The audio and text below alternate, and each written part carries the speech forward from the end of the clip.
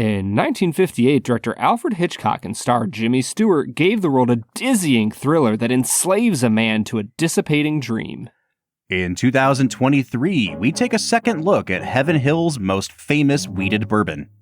The film is Vertigo. The whiskey is Larceny Small Batch. And we'll review them both. This is the Film and Whiskey Podcast.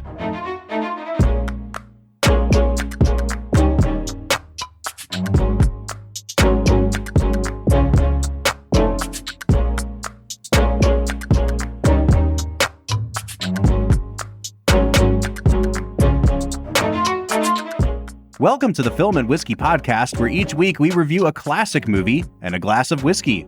I'm Bob Book. I'm Brad G.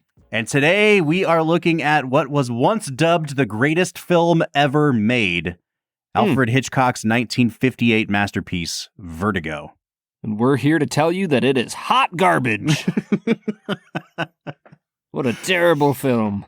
Brad, let me just immediately dive in for some context as to why we're recording this at the time we're recording, because we've been trying to work through in order our rewatches of season 1, but a local theater was doing a Hitchcock double bill a couple weeks ago. They showed North by Northwest followed by Vertigo, and I had never seen. Yeah, right. What a pairing! I had never seen either of those movies on the big screen, and so I was like, well, I know what I'm doing with my Friday. And it was interesting, man. Like, North by Northwest plays perfectly to an audience, even in 2023. It was like people were laughing, people were gasping, there was applause at the end of the movie. I forgot how quickly that thing moves and just what an incredible job of editing that movie does. And then we took a half-hour break and we watched Vertigo. And Vertigo is a movie that I love, but I think even the first time we watched it, you and I were like, you got to push through the first 45 minutes, and then it's like the most rewarding thing ever. But do not put Vertigo on a double bill after North by Northwest, people. Like that, it was just lost on this audience. And you could feel the boredom creeping in. And it really sucked because I'm still very high on this movie. But it's like, why would you put it after North by Northwest? Yeah, totally. The films have such a different, at the very least, outcome. But even when you look at the humor in North by Northwest, any amount of humor in Vertigo at the time that it happens can be somewhat funny at the start of the film. But by the end of the film, you realize you're like, oh, all of the humor in this movie does not land well on your soul when you consider the outcome of the film. So I feel like if you're going to watch those two movies back to back, you need to watch Vertigo first. Oh, 100%. Yeah. And it's easy to see why he pivoted to North by Northwest as his first film after this. Vertigo was a big flop and was not really critically well received either. And so he's like, all right, I'm going to go back to what I do best. I'm going to make entertaining, suspense movies. And this one's going to be a spy chase thriller. And it is, like, to your point, tonally, these things are like night and day. Mm-hmm. Well, there's our quick review of North by Northwest. I guess we should probably talk a little bit about Vertigo. This is our second watch through for the podcast. Brad, had you watched Vertigo in the interim between season 1 and now? I don't think that I did. I think it has been 5 years since I watched it. So it has been a minute. And let me tell you, Bob, this is an incredible film. Good movie. Good. Hot take. Vertigo, good movie. Real good.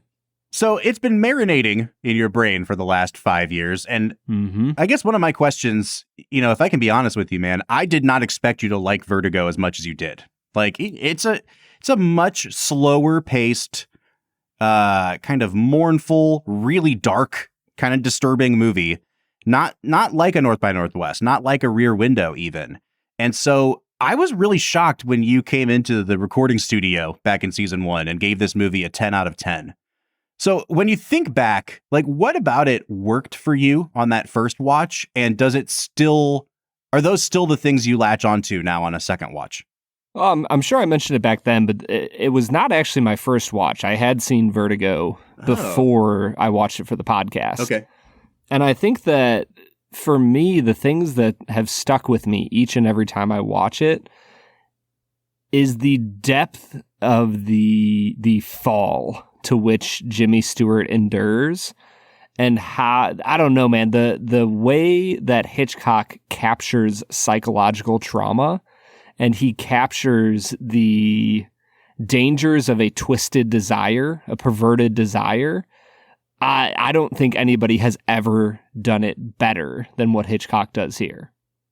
All right, well, if you have not seen Vertigo, it's time for us to talk a little bit about what the movie is actually about. And in order to do that, we're going to throw over to America's favorite segment, which we call Brad Explains. Brad's gonna give us the movie plot with only 60 seconds ticking on the clock. So let's go ahead and hear your take with this little segment that we call Brad Explains. Brad Explains is the part of the show where I spoil everything, Bob.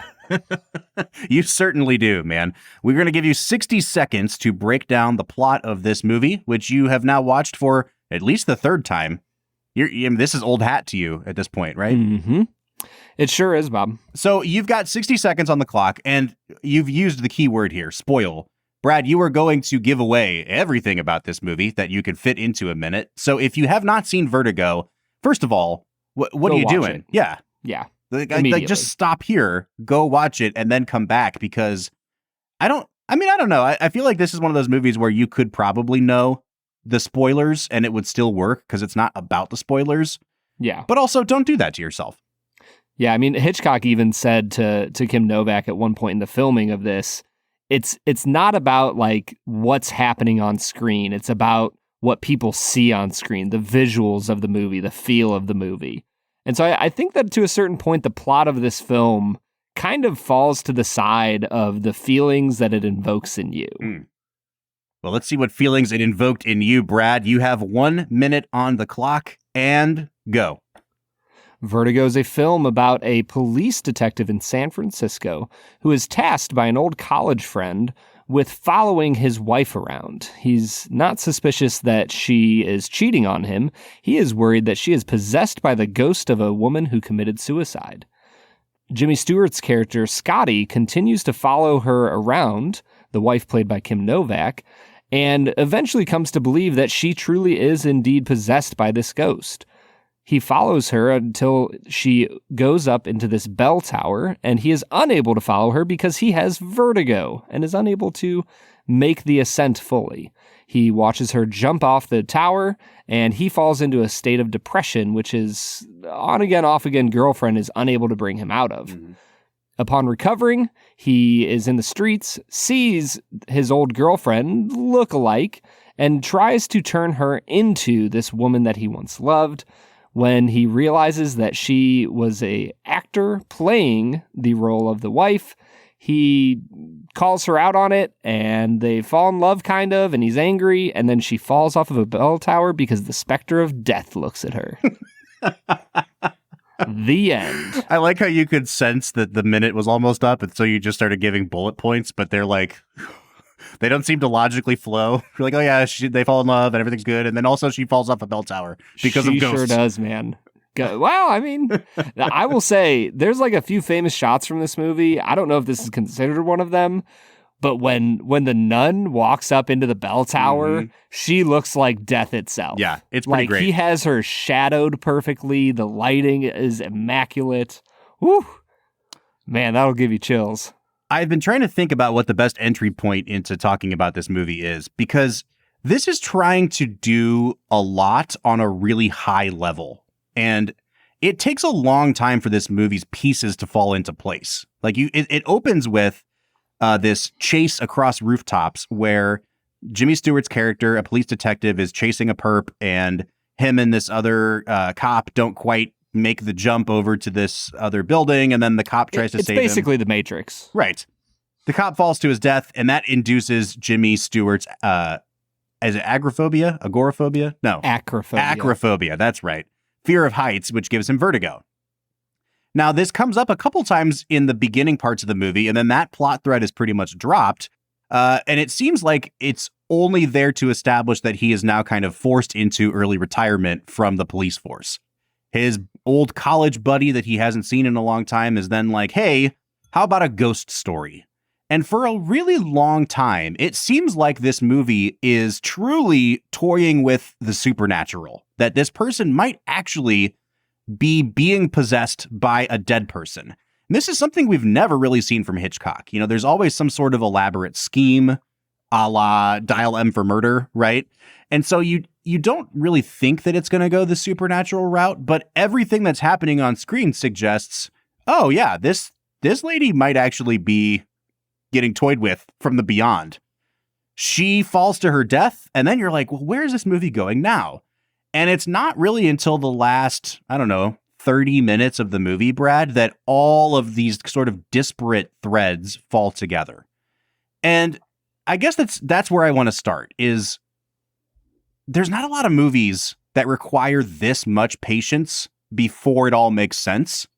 It's a really, really big gamble. And I guess I'm wondering for you, Brad, like, does the gamble pay off, or are there stretches of the movie where it feels a little bit stretched thin and your patience is tried?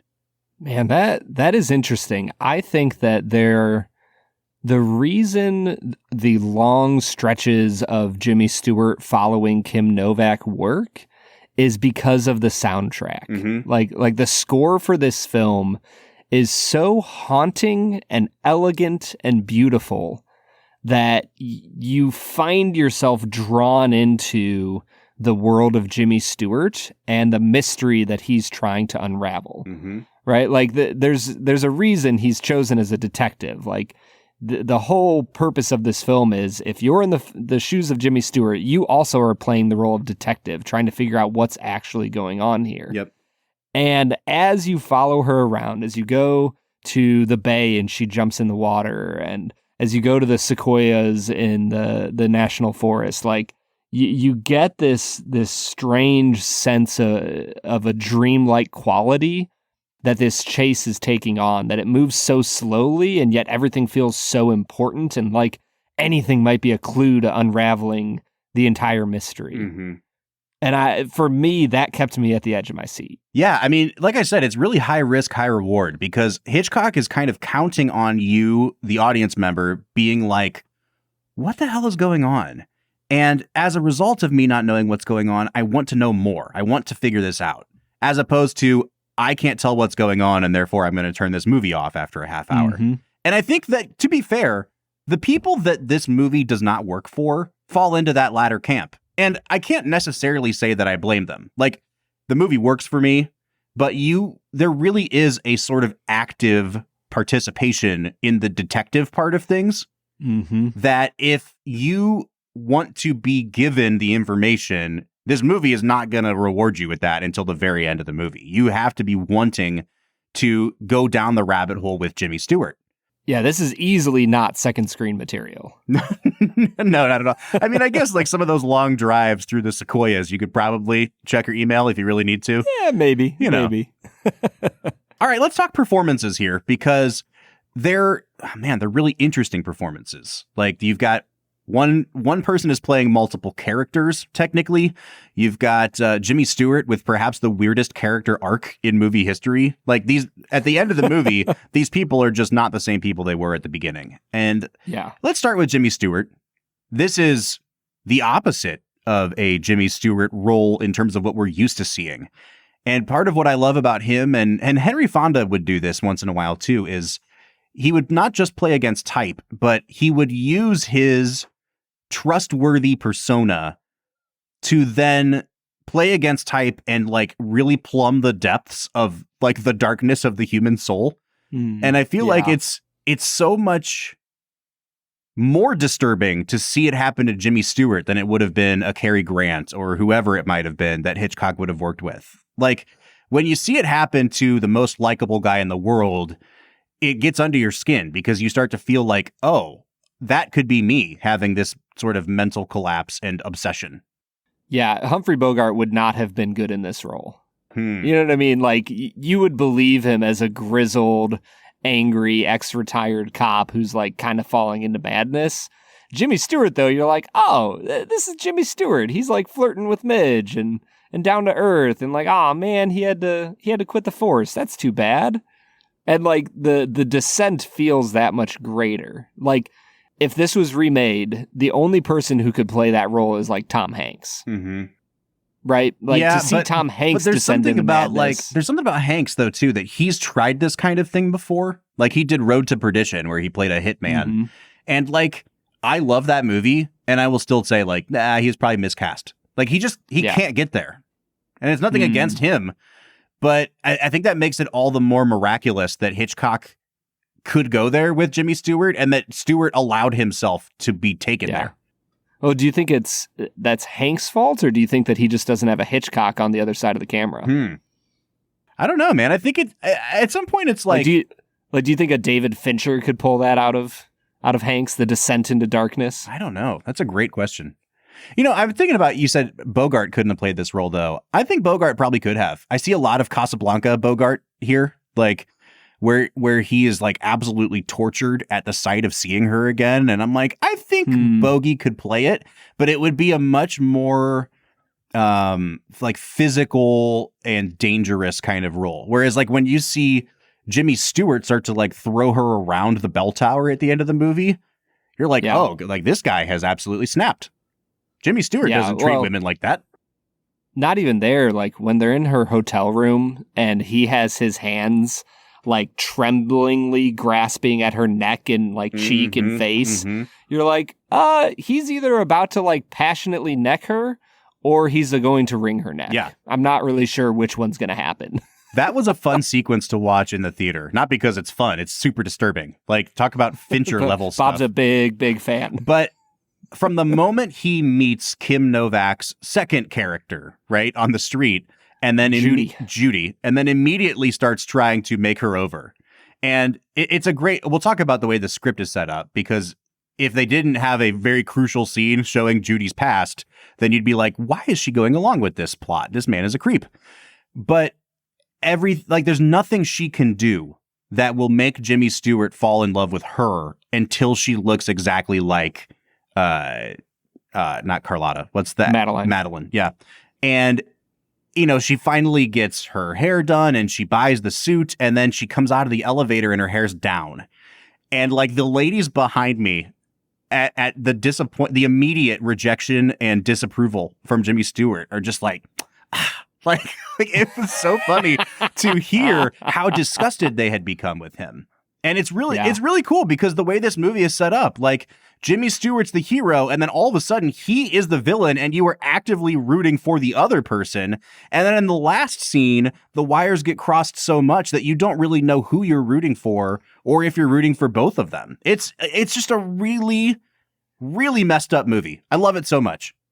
Yeah. Well, I mean, that's the dark element of it, right? That I believe his name is Gavin, is the old college friend who, we haven't said this yet, is trying to murder his own wife. Yes. And so he hires Kim Novak to play his wife to convince Jimmy Stewart that she commits suicide so that he has a reliable witness. It is very convoluted. Right. You could have murdered your wife like, you know, we've already established that the San Francisco Bay is a great place for someone to die. Like, just throw her off the Golden Gate Bridge and be done with it, man. Yeah. Here's the thing, though. Having watched Rope and having watched Dial M for Murder, this movie makes so much more sense now. Like, I think that this is the ultimate version of those two movies, because the movie is about a perfect murder, but the movie never talks about it being about a perfect murder. And I think that makes it work so much better than in those two films, which are both great films.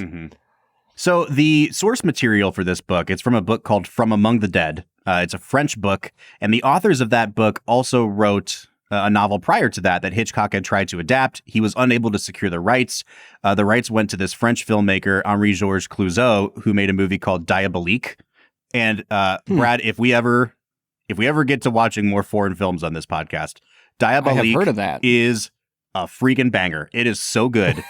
But there's an element of, you know, people using the idea of dead people to psychologically manipulate someone into going mad in that book too. So like there's a common thread here. It's very European. I don't know what it is about, like, you know, gaslighting through ghosts, but yes, that's what's going on here. And I guess, Brad, this is a good place to talk about Kim Novak, because You don't really hear her speak. Our resident ghost? Yes. You don't hear her really speak a word until, I don't know, 40-ish minutes into the movie. And she starts doing this very fake sounding, affected, like quasi-British accent. And then you realize that it's because she's a very mannered, wealthy woman, but also is being possessed by this old-timey ghost. And the more you watch the performance, the more you let it settle in. And then when you see her as Judy, a completely different person later in the movie, this is a pretty revelatory performance, man. Like, I was really blown away by Kim Novak. The only part was when, as Judy, she tells him that she's from Salina, Kansas. Oh, yeah. In the most Brooklyn, New York accent I've ever heard in my life. I've always hated how she does that line reading because, she's like, oh, it's issued on this date. And she knows half the date off the top of her head and then has to look at the thing for the other half. And I'm like, oh, Hitchcock, just take use a different take for the movie, man. Come on. Yeah, one more take is all it needed. Yeah, I think that Kim Novak is incredible in this film. I think that the movement between two characters from the first half to the second half is great. I think that she comes across as a little bit wooden at the end of the film until everything breaks down and they're back at the mission where, the wife was murdered. She just completely breaks down and has these great bouts of like almost a gasping emotionality. Mm-hmm. And that's where I think everything comes together for me. Like the woodenness works because you can tell that it was a dam holding back the depth of her emotion at the end of the film. Mm-hmm. And her performance just evokes a sense of crazed wonder of why, like, how could you do the things that she did if not she actually fell in love with Scotty. All right, real quick, let's kind of round out the major players in the movie. And I guess the only other person we really need to talk about is Barbara Bel Geddes as Midge, who is, has an unrequited love for Jimmy Stewart. And it's a really funny, it's not a funny character, but it's an interesting character in terms of like figuring out how she fits into the plot of the movie.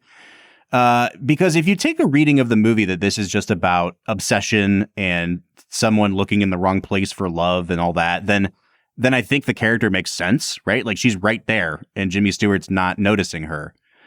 But I was listening to a podcast the other day and the hosts were talking about how it's really hard to adapt like high literature to movies because there's usually so many like threads that go unresolved and just like extra context and characters that aren't central to the plot. And they always feel like extra. And I kind of feel that way about Midge with this movie. Like I'm not entirely sure how she fits into the overall plot of the film other than just being like the supportive, brokenhearted, not quite girlfriend. And I'm kind of wondering, Brad, like where do you land? I think the performance is great, but like, what is her function in this story? Yeah, I think you already pointed it out. Like her function is to show that Jimmy Stewart could have what he wanted to. Mm-hmm.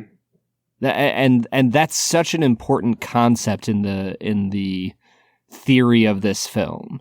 Because for me, the entire film is about what happens when human desire is twisted and when human desire goes to a dark place. Mm-hmm.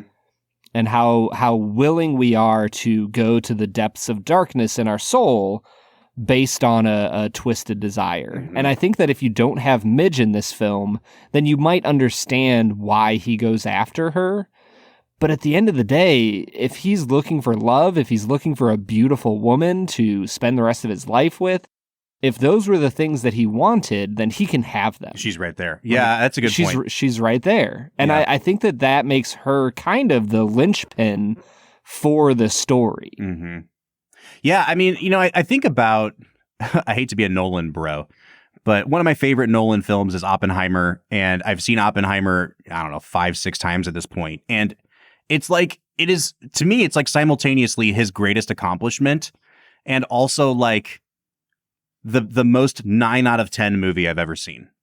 It's kind of like, it's like his Apocalypse Now. Like there's so many ideas and it's a little bit messy sometimes, but because it's a little bit messy, I feel like you can take 5 different readings of the movie and all of them are there. And I kind of feel like that with Midge. Like, I love this movie so much, Brad, because it's not as tight as Rear Window. It's not as tight as North by Northwest. There's some messiness here. There's some threads that are unresolved. There's some questions I have at the end of the movie that I'm like, how did she get into that hotel unseen again? Like, I still don't understand how she did that. I feel like it adds to the totality of the movie instead of taking away from it. Yeah. I think that, especially with her final scene, where she goes to the doctor and basically says, like, Mozart's never going to bring him out of this. He's still in love with her, and there's nothing I can do about that. I think that and then she walks off, closes the door, and disappears from the rest of the film, as if she never existed. And I think that the importance of that is that she represents desire properly construed. That she has a desire for these healthy, good things, marriage, kids, a person to love for the rest of your life. Those are all great things. And when it becomes clear, and maybe it takes a little more than the average woman would need to push her away, but when it becomes wholeheartedly clear that the object of her desire is not going to lead to anything good, she walks away. And that's exactly what Jimmy Stewart should have done months and months and months beforehand. But because he continued to, indulge his dark desires, he is now in a mental hospital. Right. Well, one thing I want to talk about before we go to break here is the visual look of the movie. It is, first of all, gorgeously photographed. There's a lot of like diffused light, a lot of fog filters going on in this movie, soft focus, but particularly the use of the colors red and green. And I really wish that I'd gotten a chance to talk to my wife about this. My wife is an art history major and an art therapist, and she works with color theory all the time. I'm interested to hear, because I was trying to parse it out as I watched, Brad. Like, they both represent desire in some ways, like the red and the green. And there's key moments where Kim Novak's character is wearing a green dress or a green sweater. But then there's also times where Jimmy Stewart's wearing a green sweater. And when the illusion of Madeline is finally fully consummated and Judy walks out of the bathroom bathed in this eerie, like from beyond the grave green light, I'm like, okay, I know this is supposed to mean something. I'm not entirely sure if the red and the green mean the same thing, if they're completely different, but it's definitely something I noticed, and it's something that piques my interest. I'm curious to hear what your thoughts were on the color in the movie. I think that the red in the movie represents desire, passion, and movement. So the first time that he meets her, where is she? She is in this restaurant that is the most red. It's like a paisley wallpaper, bright Christmas red walls. And her necklace is this, giant square cut ruby. And this red represents a movement towards madness, a movement towards something that he shouldn't have. Green represents the descent, right? When he's wearing his green sweater, it's after he saves her from drowning, and he is falling in love with her, even though he shouldn't be. When she is at the hotel room and the green light is bathing her, that happens multiple times. First, where she's sitting in the chair and she kind of asks him, like, if I turn into Madeline, will you love me? And then finally she turns into Madeline and she's fully engulfed in this green light. For me, green can represent like sickness and death and plague, and it evokes these images of like going to the grave. And you see that as soon as she is bathed in that green, that's it, man. That's like what seals the deal. Yeah. Man, this is like the best analysis we've done on a movie in a long time. I'm very proud of us, and I think that we deserve a reward. So this might be a good place to press pause and to drink some whiskey. Let's try this Larceny. What do you say? Let's get to it.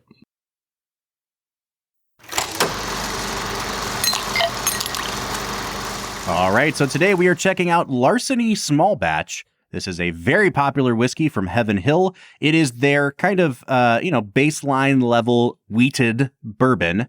I always feel the need to add a hard T, Brad, because whenever we do transcriptions of our audio, it doesn't know what the word wheated sounds like. And so I always get WEEDED. I think if you pronounced it wheated, it would come across even better. Of course, yeah. So this is kind of their competitor with Weller Special Reserve. Heaven Hill, a long time ago, bought all the rights to the brand that was called Old Fitzgerald, and it kind of didn't do anything with it for a while, and then it released Larceny basically as like, this is our homage to Old Fitzgerald. And then they started producing Old Fitz again, and now it costs hundreds of dollars. So there you go.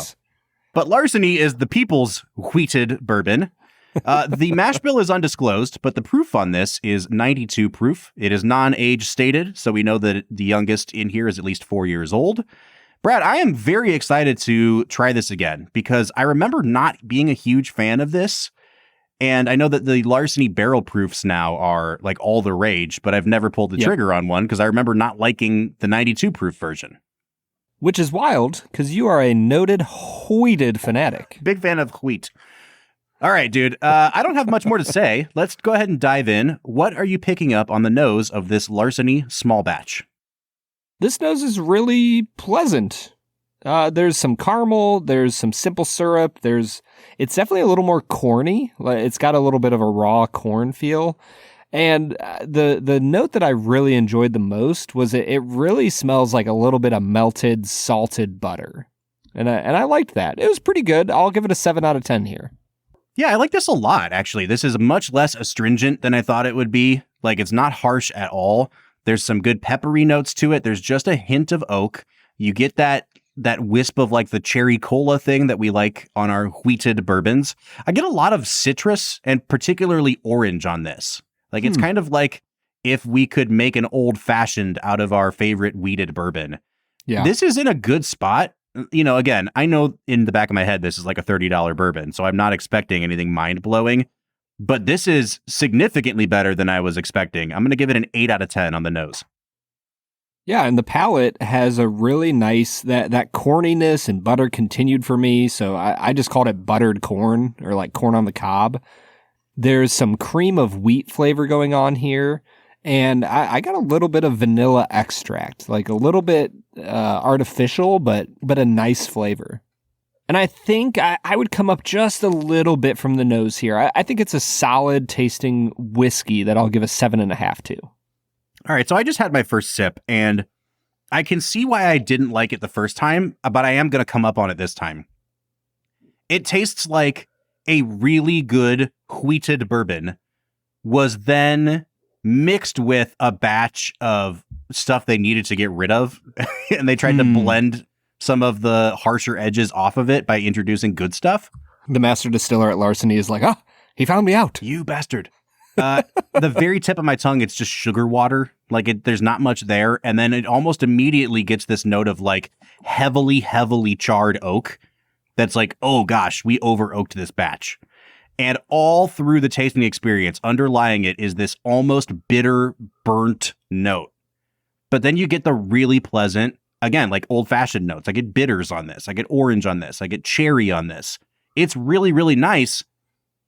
But then it's just like, hey, we got to get rid of this bad batch too. Mm-hmm. So I don't really know, like, there's a part of me that wants to give it like a 6.5. But the pleasant notes are really pleasant. And I think, Brad, this being what it is, it would blend really well in a cocktail. I think it'd be really good on the rocks. Like, it's not bad for the price point. But if I take that out of it and try to be objective, I'm just going to give it a 7 out of 10. Yeah, and that's where I'm at on the finish, 7 out of 10. The caramel kind of comes around on the back end of this for me. It gets almost like a unflavored cream cheese. There's some honey flavor, but you are right. The oakiness came around for me on the back end.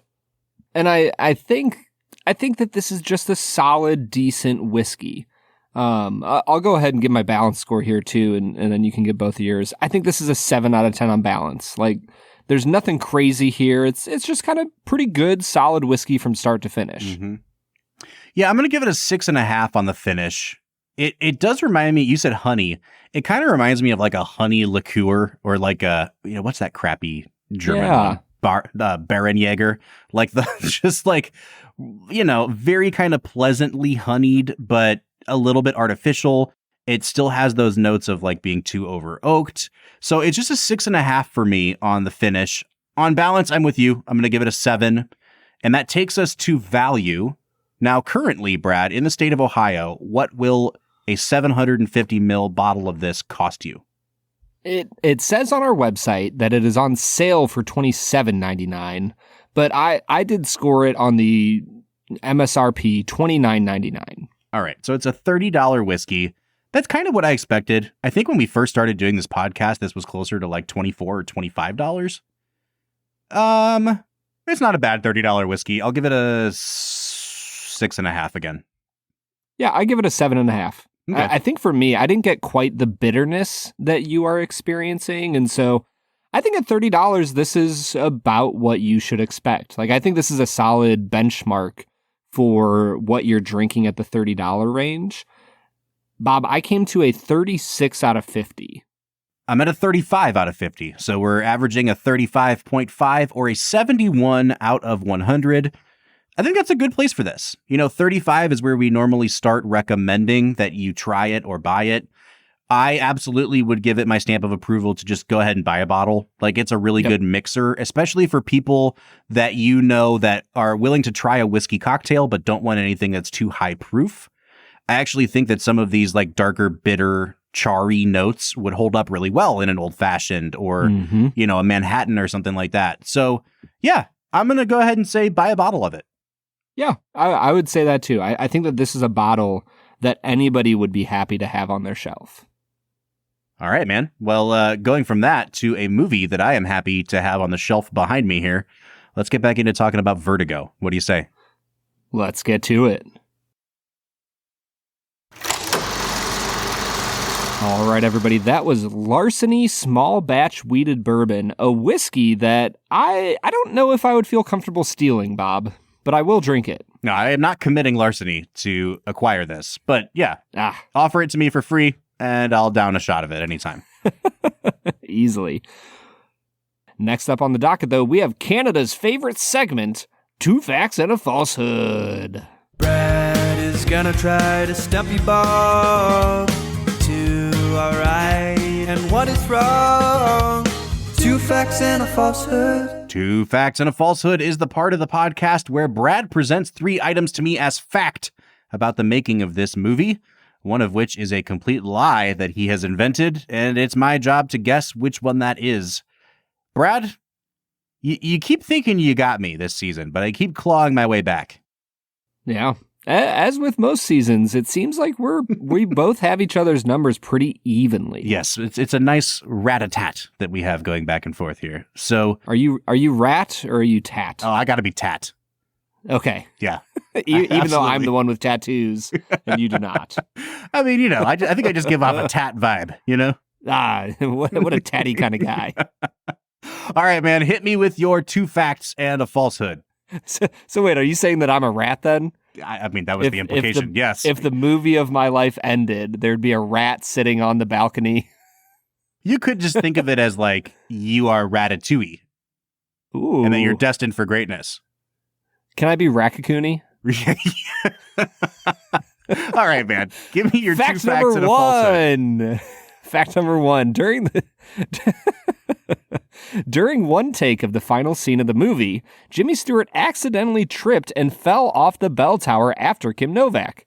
She was pulled out of the way by an alert crew member, and filming was stopped for the day as Stewart was quite shook up. Also, like 60 years old. He probably dislocated a hip. Yes. Fact number 2, Sir Alfred Hitchcock had originally wanted to use his now famous Vertigo zoom shot as far back as Rebecca in 1940, but due to the lack of technology at the time, he could not do it. The technique was inspired by a time when Hitchcock had fainted during a party.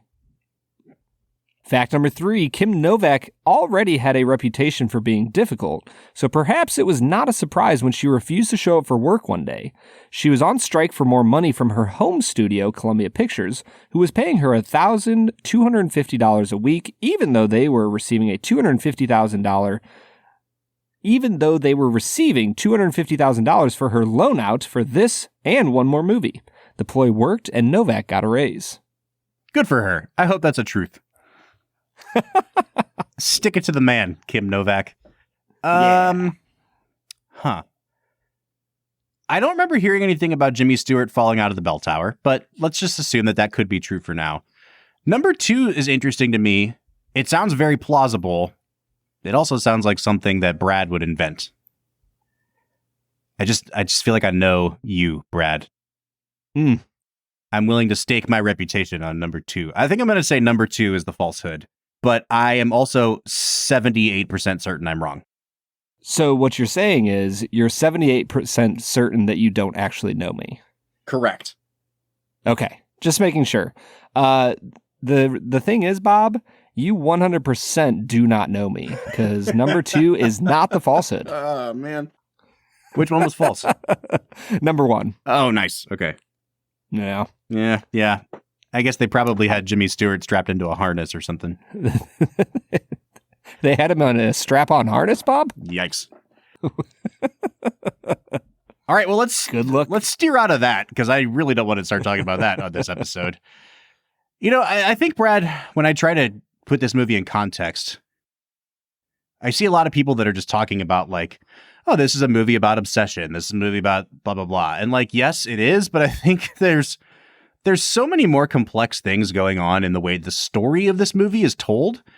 And I think, honestly, I've kind of come out the other end of it. Like I was going to have this really complex thing that I was going to, it's this and this combined. This is a ghost story.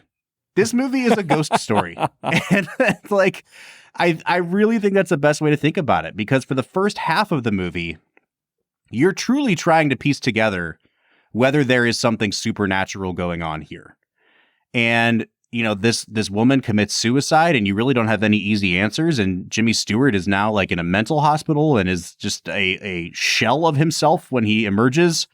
And then you get this scene where he finds Judy just walking down the street, goes and kind of almost forces himself into her home to demand a date with her. And you're like, well, this doesn't seem like it's going to go well. And then he leaves and the camera stays with her. And you get the reveal that she is Madeline, that she is this woman who was hired as an actress to convince Jimmy Stewart she was this guy's wife. He never actually saw the real wife. And they knew that when he ran up this tower, he wouldn't get all the way up. And the guy dumped his wife's dead body off the top of the tower. And Madeline/Judy hid up there. And then you're like, oh, you really hate Judy for a minute. And over the course of the next 40 minutes, she kind of becomes the protagonist of the movie, as she is the victim of this plot by Jimmy Stewart to recreate someone from the dead. And she's been a victim of Gavin Elston as well. Of everyone. Right. Yeah, like truly. But this is why I keep coming back to this idea of this being a ghost story, because Jimmy Stewart becomes exactly what Gavin told him that his wife was, that she was haunted by this figure from the past, that she had to recreate herself in the image of that figure from the past. And then you start to see that actually happen to Jimmy Stewart, that he looks dead when he comes out of this mental hospital. He looks like a ghost. And the only way that he can find meaning in life is to essentially do exactly what Gavin was saying, to turn Judy into this dead person from the past, to go the places that she went, to live the way that she did, to eat and to walk and to dress like her. And then you finally get that image of her emerging out of that bathroom in that green light, like visiting him from the dead. And he is a man possessed at that point. And it's a really cool inversion of like, you think it's going to be one kind of a ghost story, and it is a ghost story, but it's not the kind you were expecting. Yeah. Yeah. I mean, Jimmy Stewart becomes the ghost by the end of the film. Exactly. And as he stands on the tower with, you know, Judy now having fallen to death, just like Madeline fell to death in his, you know, dream world, he is left completely bereft of anything that he ever wanted. Mm-hmm. And I think that I was reading Roger Ebert's review of this, and he describes it perfectly when he's talking about when Kim Novak finally fully transforms herself back into Madeline, and they kiss, and the music swells, and the camera circles around them, and it's just this beautiful shot where half of the circle is them back in the stable kissing, and then the other half is them still in the hotel. Mm-hmm. And Ebert says this, and the camera circles them hopelessly, like the pinwheel images in Scotty's nightmares, until the shot is about the dizzying futility of our human desires, the impossibility of forcing life to make us happy. I'm like, that is brilliant, because the whole point of a ghost film is, in my mind, to try and deal with like the guilt of the past, so that you can be happy and content and in the present. And throughout the entire film, you realize that these desires that Stewart has have been so twisted and become so darkened that there is no way he will be happy in the present. Mm-hmm. And the only way he can feel any sort of happiness is if she is representation of something that he's lost. I mean, he's an addict at that point, right? Like he's chasing this high. The thing is though, like I hear what Ebert's saying, and I actually think that's the overall point of the movie. But in that shot in particular, why it worked so well for me is I think Jimmy Stewart actually achieves what he wants. Like it works. It does transport him back to where he wants to go. And there's this great moment where he kind of pulls away from the kiss and he's like looking around like, I'm disoriented, I'm confused, you know, and he doesn't know in the moment that the reason it works so well is because this is the same woman, right? But it's this really brilliant image of like, I have achieved exactly what I wanted to achieve. I have created this scenario where I am now back living in the past, and there's still something unsettling about it. There's still something that makes me like look around like this doesn't feel right. It's this weird facsimile. And I love that shot so much because like everything the movie wants to achieve is in that one shot. Well, and let's talk about the camera use throughout the film. Mm-hmm. From the very start of the film, you can tell that Hitchcock is very careful about which the height and the angle of which his camera shots. Like if you take the entire scene of Gavin explaining the ghost story to Scotty, the height at which the camera is at, and it angles in such a way that it places Stewart either below or above Gavin throughout the entire scene. Mm-hmm. And you see that again later in the film when Judy is trying to explain to him, like, can't you love me for me? They're sitting in the hotel room. And the shot starts with Judy below Stewart in power. And then as she explains, hey, like, can't you be in love with me? Can't I be enough for you? She stands up and the camera rises just a little bit so that they're even, they're equal. And then Stewart stands up. The camera raises back up. She is now below him again in perspective. And the camera gets shaky. And it's in that moment that he says to her, we need to get you new clothes. We need to do your hair. Or sorry, it's not the new clothes, it's the hair. That's when he says, we need to dye your hair. The final piece needed for this transformation. Mm-hmm. And the camera is still shaky. And it's representing that no matter what stability she offers him, things still aren't right. And it isn't until that moment when the camera very steadily circles him and represents his imagination of the kiss in the stable, the last time things were perfect, that the use of camera work here is just perfect, Bob. I have a couple more things I want to talk about before we get out of here. And I guess we'll start with the good.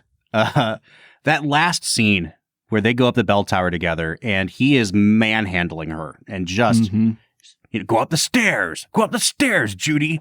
And you fear for her safety because you're kind of on her side now. Like she is a victim here. Even if she did the most unspeakably horrible thing, you're on her side. And then you get to the top of the bell tower and it's not necessarily that your allegiance flips back again, but it's like you get reminded that, yes, you actually do have empathy and sympathy for for Scotty, because he has that moment where he tells her how he figured it out. And he says, you shouldn't have been that sentimental. And I was like, oh man, like this dude is broken, you know? And then you don't know what he's going to do. You don't know if he's going to fly off the handle. But in that moment, this movie has gone from you're totally on his side to you're totally on her side. And then as they go up the stairs, you're going back and forth and back and forth. And you finally arrive in this place where you just want things to be okay. And you know that they're not going to. Like, this is hurtling towards disaster. And there's a moment at the beginning of the movie, it's like a throwaway line where Midge just kind of mentions to Scotty, like, oh, well, you remember the doctor told you, or maybe he says it to her, like, it's going to take another one of these incidents for me to kick this thing for good, you know? And then you have that moment where after she falls, he just walks right out onto the ledge. You can tell he's not scared anymore. And his vertigo is cured, but like, at what cost here? Yeah. Well, and once again, you talk about desire. He proclaims his desire to be free of vertigo. Yep. And here he is at the end of the film, free from his acrophobia. It only took at least 3 people falling off buildings for that to happen.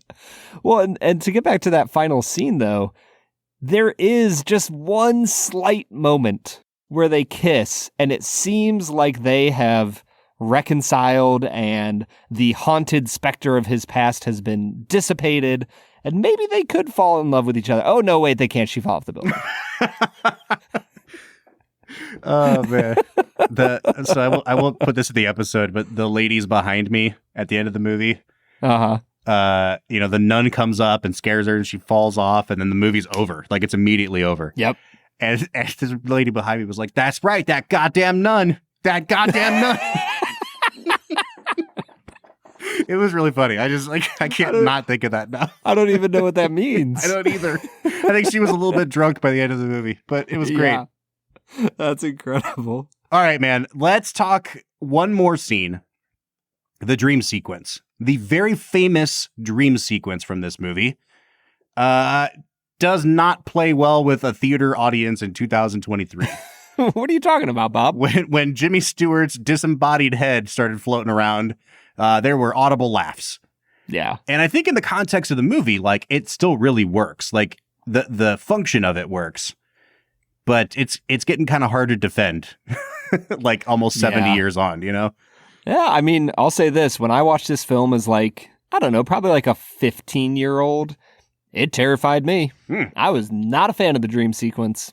I mean, the silhouette of him falling is incredible. Yep. It's mostly just like the disembodied head with the fake hairpiece flapping in the wind. Yes. you know? Yeah. It kind of feels similar to me to a Willy Wonka. And as they're taking the boat down the river and the tunnel, like it felt somewhat similar to that for me, but it definitely had the feel of like a James Bond title sequence more than like this suspense thriller. But once again, I think that the score kind of saves its bacon. Brad, yeah, I mean, you've mentioned the score twice now by Bernard Herrmann. It is just quite simply one of the best scores ever put to a film. It is, man, and in person in the theater, that thing was booming.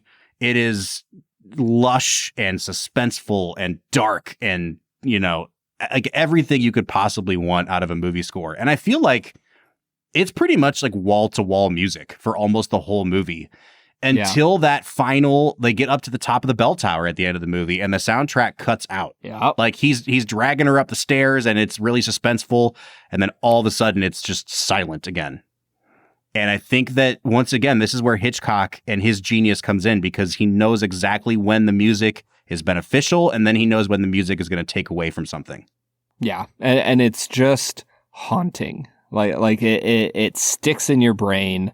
And it keeps everything moving when the things on screen are not moving quickly. And I think that's what makes it so important to this film. All right, man. Well, I think it's time for us to get into our final segment of the day, which we call Let's Make It a Double. We're near the end of the episode, so thanks for listening to the Film and Whiskey Show. Let's pair another film with this one, even if it's a struggle. It's our final segment of the day, now let's make it a double. Let's Make It a Double is the part of the podcast where we pick a movie to pair up with this one to make the perfect double feature. Brad, I'll go first since I think I already mentioned mine. I'm going to pair this up with the 1955 French film Diabolique. It is so good. And it's like the perfect bridge between Rear Window and this movie. Like, it's a little bit more conventionally suspenseful than this movie is, but you still got the themes of like dead people, folks going crazy. It's a good time at the movies. So I'm pairing it up with Diabolique. All right, so for the average American moviegoer, give me your 1-minute pitch on why they should see old French film Diabolique. It doesn't feel like an old French film. All right. You know what I mean? That's a great pitch. It feels like a Hitchcock movie where they just happen to be speaking a different language, but you forget about it 10 minutes in, and then you're just all the way bought into the movie. How much French do you need to learn and study before watching Diabolique? Well, if you are Bob Book, then the answer is 0. All right. Because your boy does not know French. You hear that, everybody? It's like Hitchcock, but not, and you don't need to know French. So go watch it. Boom. All right, Brad, how about you? What's your let's make it a double? Bob, I am going to pair this up with Shutter Island. Oh, that's a good one. I think that Shutter Island it would make for just a really fun who is our main character evening. Mm-hmm. Like, you don't quite know exactly what's going on. You're thrown in 5 different directions, and you don't feel great at the end of it. I'm in for that kind of a movie night. Yeah. Man, good. I love Shutter Island. What an underrated movie. It's such a good movie, man. It's like a masterpiece, and no one recognizes it as such. Yep. All right, man. Let's give this movie some scores. I think, unsurprisingly, I am going to give this movie a 10 out of 10, with the caveat, this is not a perfect movie. Like, I know, yes, Brad, you like to say there is no such thing as a perfect movie. I think that there are films that approach, like, quote-unquote perfection in terms of, like, it is cut perfectly. It moves perfectly. It is a technically perfect movie. And I am much closer to thinking that about North by Northwest than I ever have been after watching it in a theater. Like, that movie just works. There's not an ounce of fat on that thing. That is not this movie. This one's much more messy and kind of boring at parts and kind of like confusing, and I don't know what's going on. But the overwhelming totality of the movie, the sum of it, is a 10 plus. It's a movie that sticks in your brain that you can never fully get your arms around, and it gets under your skin and disturbs you. And yeah, man, I watched it weeks ago and I can't stop thinking about it still. It's a 10 out of 10. Yeah. And when you allow yourself to question what level of action am I willing to take to consummate my desires, and you watch what happens to Jimmy Stewart throughout the film versus, Midge and how she just walks away from things. And even as you watch Kim Novak, like, she also gives in to her desires. She has a moment where she almost walks away and she literally writes, "I don't know if I can stay away from you, ... And then she tears the note up. Like, everything about this movie is about the dangers of indulging in desire, unfettered desire. And if you're willing to wrestle with that in your own heart and your own soul, this is one of the best movies ever made, Bob. 10 out of 10. All right, so it's a pair of 10s from us, but we want to know what you think. You can reach out to us on Facebook, X, ? Twitter, whatever you want to call it. Instagram. What else are we on, Brad? TikTok, YouTube, at Film Whiskey. We're also on Discord. We have a channel over on Discord where we are talking all the time about movies, whiskey, and any other assorted topics that you might want to enjoy and indulge in. So you can find a link to our Discord at the end of every single one of our show notes. All right, Brad, one final question. Is this the greatest movie ever made? / can you see why it was ranked the greatest film ever made? No and yes. I think I'm in the same place. I think that this film is so beautifully, I've used the word multiple times, so beautifully haunting that I can 100% understand why this would get ranked as the greatest film of all time. All right, folks. Next week, we will be back talking about, in my opinion, maybe the best sports film of the 21st century. We're talking about Ron Howard's boxing masterpiece, Cinderella Man. I thought you were going to say Trouble with the Curve. Yes, that's it. All right, so join us for both of those movies next week. But until then, I'm Bob Book. I'm Brad G. And we'll see you next time.